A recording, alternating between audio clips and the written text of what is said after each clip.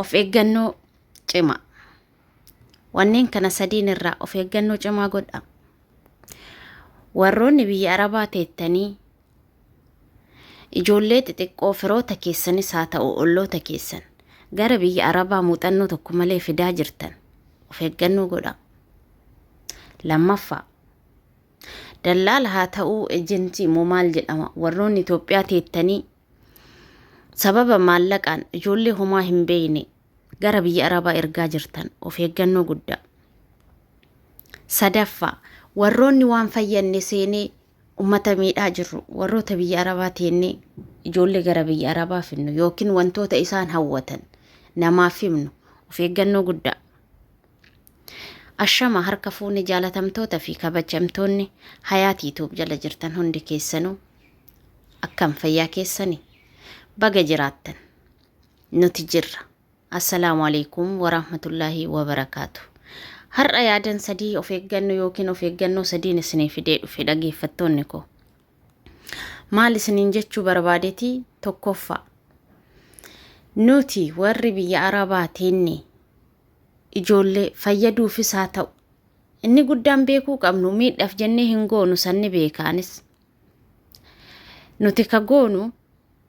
jaruma fayyaduu fi jaruma bu'aa godhuu fi rakkina jiru keessa akka bayanii fi garuu iddoo kanatti dogongorri guddaan nuti hojjennu ijoollee xixiqqoo ganaa waggaa 14 waggaa 15 waggaa 16 waggaa 17 18 jiran yeroo gara biyya Arabaa fiduuf deemnu yeroo gara Keenyaa fiduuf deemnu obboleeyyan koo kan mana madaamii obboleeyyan koo kan mana Arabaa nu caalaa waa'ee biyya Arabaa namni beeku jira jedhee yaadu hundi keessanuu ni beeytu ni dhageettu ni argitu keessa jirtu kan turtanis kan haaraya taatanis wanti isin jalaa dhokate hin jiru. Dhugaa jirtu dubbatanii karaa gayan buluu wayya obboleeyyan koo haqa jirtu dubbatuun immoo firoo mankutu ka waan hin taane dubbadhaatii waan hin taane dubbadhaatii yookiin haqa nutti hin himinaatii jal'isaatumaan ijoollee teenne nurraa fuudha yookiin anana waami gara biyya Arabaa tasiin jette badiin keetii obboleettii tiyya ka isiiti. Garuu ta'us asitti of eeggannoon guddaan nu gochuu qabnu isa kana.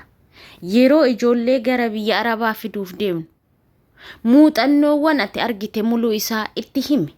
Biyya Arabaa deemuu jechuun maallaqa argatuu bicha akka hin taane dursi itti himi. Biyya Arabaa jechuun bu'aa fi ceehii guddaa akka qabu itti himi. Biyya Arabaa jechuun kan sooshaal miidiyaa irratti footoo ka'anii viidiyoo of waraabanii filitariidhaan of bareechan kan akka hin taane obboleettii tiyyeetti himi. Obboleessa kiyyeetti himi.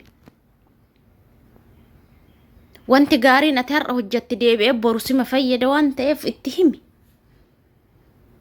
Gaafa dhugaa itti himtee gaafa bu'aa fi ceehii kana itti himtee gaafa wantoota jiru kana muluu ifa gootee fi kun ana nan daangessu ani intala jabduudha kana maraa hin danda'a bu'aa fi ceehii ati jettu kana muluu isaa tasgabbii fi muuxannoo qabuun keessa tareetiin dalagee nama ta'uu danda'a gaafa jette obboleettii tiyya hayyee balballi banaadha itti deemi obboleettii tee fidi adaadaa tee fidi intala adaadaa keetii fidi intala abbeeraa keetii fidi gwaaddanyaa tee fidi homaa rakkoon qabu.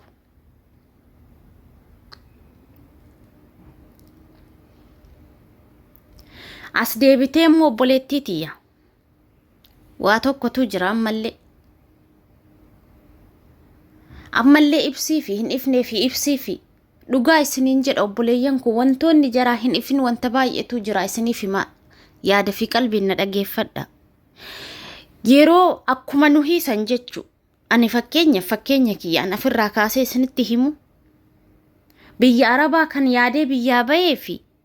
kan keessa seenee arge wanta biraati. Yeroo biyyaa hin bahin ijoollummaa kiyyaan dhabee osoo hin ta'in rakkadhee sa'a sanitti homaa rakkadhee osoo hin ta'in osoo maatiin koo barattu malee naan jedhu boo'ee iyyee nyaata didee maal jedhee obboleettii tiyya maal natti fakkaate isiniif himu maal akka yaadee dhufe isiniif himu warroota na dura jiran warroota dhufanii galan kana laaluudhaan alaama fi alaaman kiyya birrii fidee namoota adda addaati birrii san kennuudhaaf waa meeqa uumee biyyaa kan birallee akkasuma ka kana caalaa yaadutu jira beekaa ka yeroo sanitti social media nuun jiru yookiin TikTok dhaan laaleetiimi yookiin YouTube dhaan yookiin huma mana kana laaleetti iyyuu miti ani namoota adda addaa kan beeku ka safaraa yookiin gwaaddanyoota tiyya ka deeman kana laaleetti bakka jarri waan taate akka jarri taate maaliif hin taane amma immoo harka sallama yaadaaka namni social media hin fayyadamne hin jiru isiniif himaani yoo warra akkam baadiyaa keessa ta'anii hin beeku bichaan warra akkasiisan yoo ta'an malee adeellam warrummaani social media hin fayyadamne kunuyyuu obboleettii tiyya walirraa waree dhoduu kana fuudhanii eessa feessa waliin ga'anii walitti himan seeta isaan alaaman isaan qaban obboleettii tiyya kan laalani kan keessa gayan osoo hin ta'in kan beekan kan halaalaa laalan sani argite halaalaa laalaniiti intalli ebaluu akkana taate intalli ebaluu deemte intalli ebaluu mana ijaarte intalli ebaluu birrii ergitee akkana gootee jedhan ay inni ijoollee akkamii qaba ay inni intala akkamii qaba intala seeta obboleettii tiyya intala akkamii akka taate akkamitti fiddee akka mana ijaartu akkamitti akka damooza eeggatteetiniin hagasii rakkattu akkamitti akka dhiitamneetiniin keessa tarru anis atis obboleettiin teetan birallee hin beeyti nummoo warroonni kana beeytan hadaraa kan isiniin jedhu nama hin fidinaa isiniin hin jedhu nama sin deeggarinaa nama sin gargaarinaa isiniin hin jedhu obboleeyyan koo kan isiniin jedhu isa tokkoo fi tokko suni maali osoo hin dhufne dura rakkinna jiru ibsaa fi isiniin jechuu barbaadeeti obboleettii tiyya ani si fidiiti sin fidaa garuu rakkoon biyya kana jiru hedduun cimaadha sammuluu isaa beekuu qabda maallaqa argatuudhaaf jedhimme maallaqa argatuudhaaf ati bu'aa fi ceeyin ati keessa dabarsitu kanin maallaqa san caalu jedhiin tumamutuu jira obboleettii tiyya jedhiin beelahuunis hin jira jedhiin rakkatuunis hin jira jedhiin oo isni jira qorrisni jira kuni muluun sirratti tafaraarraqa akka kana caalutu jira araba akka taate immoo dadhabde siin jettee akka ilmoo haadhateetii san sii yaaddu jedhiin ittuma himi hayya obboleettii tiyya homaa rakkoon qabu ani intala jabduudha ani dandeettii cimaan qaba homaa rakkoon qabu kana mara keessayyuu tareetiin rakkinna koo ashannafuu barbaada isa san injifadheetiin gara fuulduraa deemuu barbaada gaafa jette hayyee balballi banaadha waan feete godhiif obboleettii tiyya garuu ati immoo haqa jirtu hin dhoysinii haqa jirtu ittuma himi inni lammaffaan ejentoonni moo dallaalonni hin beeku an akkam akka jedhaman jeroonni Itoophiyaa teettanii sababa maallaqa keessanii wantoota hin taane sobdanii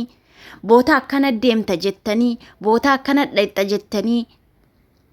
namoota adda addaa fiddanii maallaqa keessan san bichaa irraa argatuuf ibiddatti ijoollee daa'imman ijoollee mataan isaanii hin bilchaatin kan biyya isaaniit irrattuuyyuu taphatanii hin geessin fiddanii gattartanii asiin geettan hadaraa rabbi sodaadha muluun keessa waaqa isin uume qabdanii mi sodaadha waan akkanaa kanarraa of eeggannoo guddaa godha maaliif yoo jettan isin maallaqa keessan kafuutan san laaltan isin bardabilii maallaqa keessanii san caalaa asitti ni gubatti gara seentu hin beeytu afaan hin beeytu aanaan qabdu aaliin qabdu kan rakkinna ofii itti himattu hin qabdu kan yoo boottu abaabbalee obboleettii tiyya ilmoo tiyya jedhuun hin jiru hoo as geettu ardii fi samiin itti wal geettetti itti tagalabaabbaxxee mataan oliin ka'ee imimmaan ijji si'ii tooftee afuura baafatuu dadhabdee kan nyaattu hin qabdu kan dhuydu hin qabdu obboleettii tiyya ilmoo tiyya dadhabdeerta karaa dhuftee naara fi ka jedhuun hin jiru isiniif himaan bu'aa ce'ii kana muluun akka jiru itti hima abbaan kana keessa taree abbaan rakkina jiru beekee ofii isaatti fedhee itti seenee ani deemuun barbaada akkuma goote godhina oofi obboleessa kiyya obboleettiitti yahoo siin jetti homaa rakkoon qabu ayyee ati haqa jirtu itti himi dhugaa jirtu ibsiif karaa sobaan bahan galuun nama dhibaa miira obboleettiitti ya obboleessa kiyya atillee kana beeki hadaraa kan isiniin jedhu maallayni homaa miti